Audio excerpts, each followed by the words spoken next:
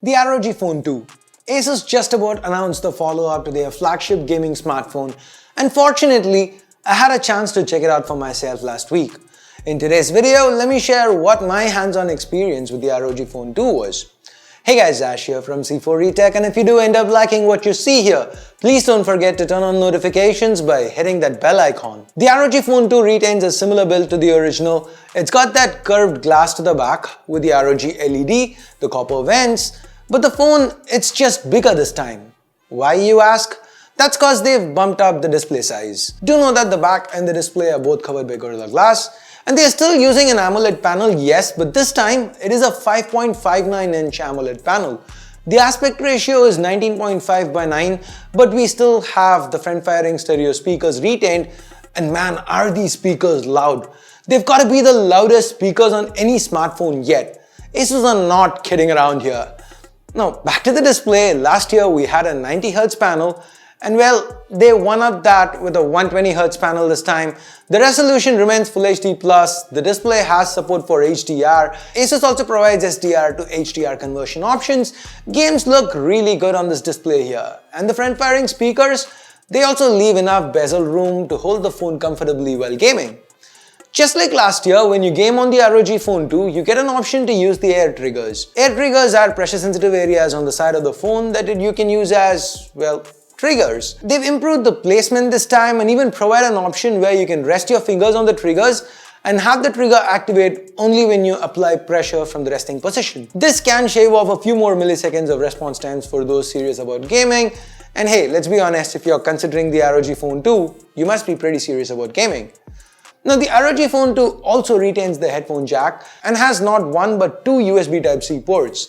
The one at the bottom, that's USB 2.0, while the one to the side, it's the faster USB 3 Gen 2. Both ports have support for 30-watt hypercharge technology, and here's what I really love about the ROG Phone 2. Guys, usually we either get a OnePlus or Oppo style custom charge solution where the circuitry is offloaded to the charger and you can charge fast, everything remains cool when you're charging, but you're stuck to using proprietary technology.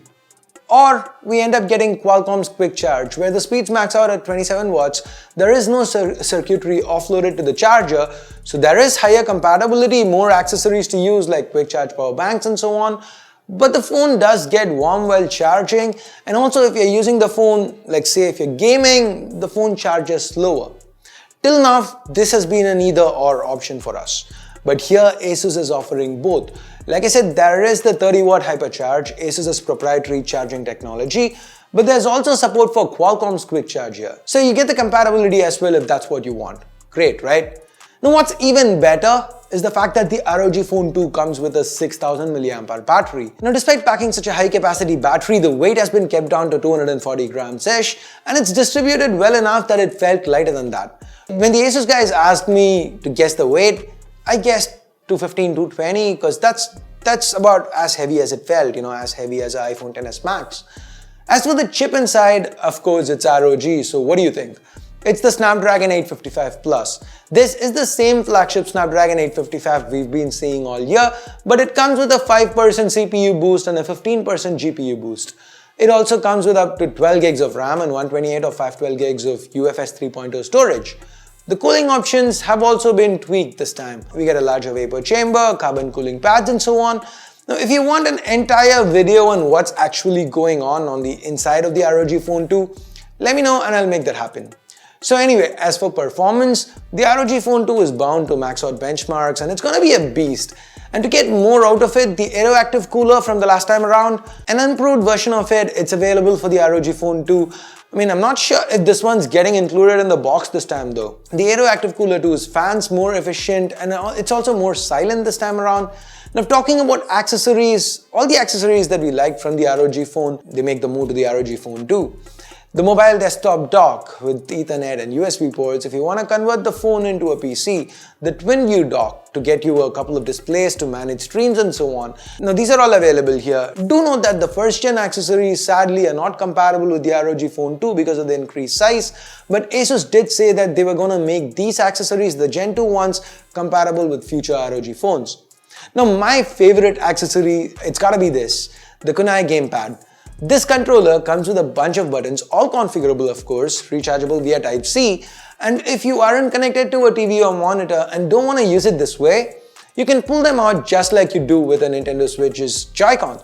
They can be snapped to this case and voila, what we saw with the Black Shark 2, but a little better. It's still the Nintendo Switch-esque gaming experience over here with the controllers to the sides, but unlike with the Black Shark 2, the controllers here, they draw battery from the phone itself and don't need to be charged separately.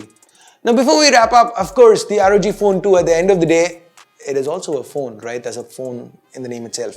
So, software. Android Pie with few Asus customizations like the X mode they return. Game Lobby is where we can add new games and set how the ROG Phone 2 responds to each game. Now what you are seeing here are ROG styled icons.